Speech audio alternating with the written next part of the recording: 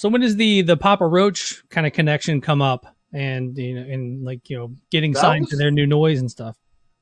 oh wow, yeah, that was just kind of like ant farm, like plugging away in the LA scene and around Southern California forever, and we started making little trips with we started meeting bands up in the Bay Area and like Northern California, and we started basically swapping shows, with bands that we could.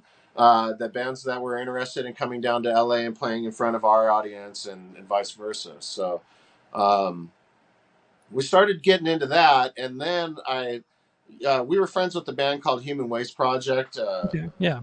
Amy Echo. Hmm. She's an old friend, and she introduced us to a guy named Brett Bear, who was managing Papa Roach at the time.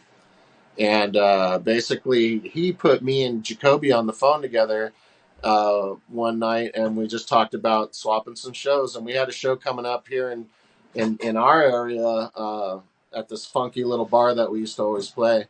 And they were like, "We'll come down," and they came down, and they showed up in their broke ass yellow van with like the door that wouldn't. It had like one of those slider doors Right. that wouldn't even close all the way, so they had to like bungee like this open, and it was just, man, we were all, those were the days, right? We were all just like careless kids, and but Papa Roach came down, and we filled the club, and Papa Roach just exploded and took the place with him, you know.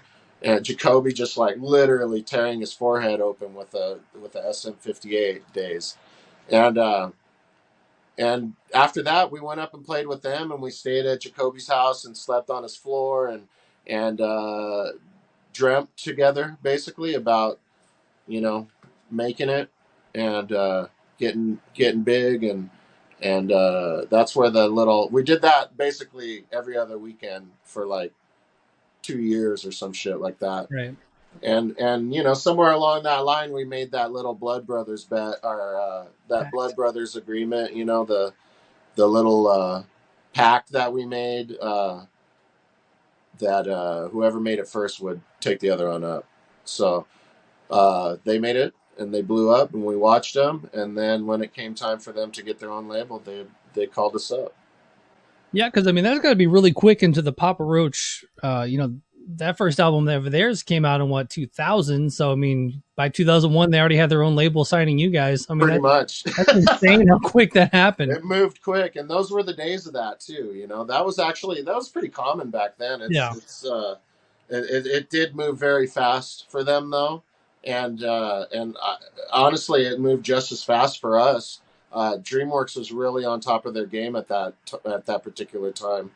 They were cranking out like bands that were killing, and they had a good success, a good old run, successful run with bands. Us, Papa Roach, uh, Powerman 5000, Jimmy Eat World. Who else? So many bands. DreamWorks just killed it.